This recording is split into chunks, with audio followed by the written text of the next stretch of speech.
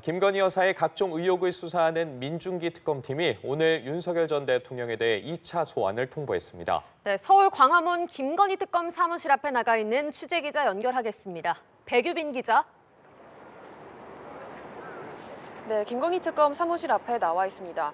특검은 오늘 오전 10시까지 윤석열 전 대통령에 대해 피의자 신분으로 소환을 통보했습니다. 어제 윤 전 대통령이 소환에 불응하자 오늘 재차 소환을 통보한 건데요. 하지만 윤석열 전 대통령은 어제와 마찬가지로 아직까지 별다른 입장을 내지 않고 있습니다. 이번에도 출석하지 않을 가능성이 큰 상황인데요. 최근 수감 생활을 하면서 지병으로 인해 시력이 크게 나빠지는 등 건강이 더 악화됐다고 주장했습니다. 특검은 아직 구치소로부터 건강과 관련된 소식을 들은 적이 없고 내란 특검에서 소환했을 때도 건강에 큰 이상이 없었다며 조사가 필요하다는 입장을 고수하고 있습니다. 또한 현재까지 방문 조사 계획도 고려하지 않는 걸로 전해졌습니다. 만약 윤석열 전 대통령이 오늘 소환에도 응하지 않을 경우 특검이 곧바로 체포영장을 청구해 강제 수사에 나설 가능성도 있습니다.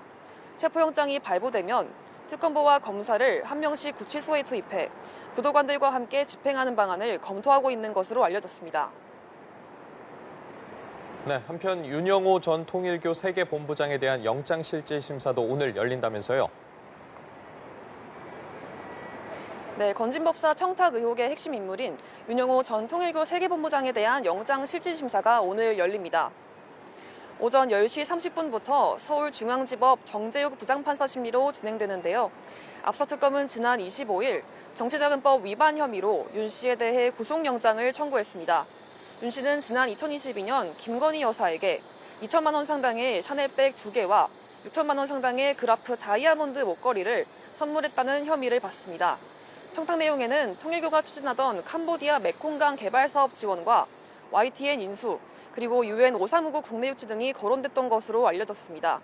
윤 씨는 앞선 검찰 조사에서 청탁을 넣은 점은 인정하면서도 한학자 통일교 총재의 결재를 받고 한 일이라고 진술했는데요. 통일교 측은 윤 씨의 행위가 개인적인 일탈일 뿐 교단 차원의 일은 아니라고 해명한 바 있습니다. 또한 변호사법 위반 혐의를 받는 이종호 전 블랙펄인베스트 대표의 3차 소환 조사도 오늘 오전 10시에 예정돼 있습니다. 네, 그리고 특검이 압수수색 과정에서 발견된 김 여사의 목걸이를 모조품으로 판단했는데 관련 내용도 전해주시죠. 네, 특검은 최근 김건희 여사의 오빠인 진호 씨의 집을 압수수색하는 과정에서 김 여사의 목걸이를 발견했습니다. 앞서 김건희 여사는 지난 2022년 6월 나토 순방 당시 반클리프 아펠 목걸이를 착용해 논란이 된 적이 있는데요. 6천만 원이 넘는 목걸이를 재산 신고하지 않아 공직자윤리법을 위반했다는 의혹이 일었습니다. 김 여사 측은 해당 목걸이는 가품으로 정품 가격의 30분의 1 수준에 불과하다며 보증서와 일련번호도 없다고 주장했는데요.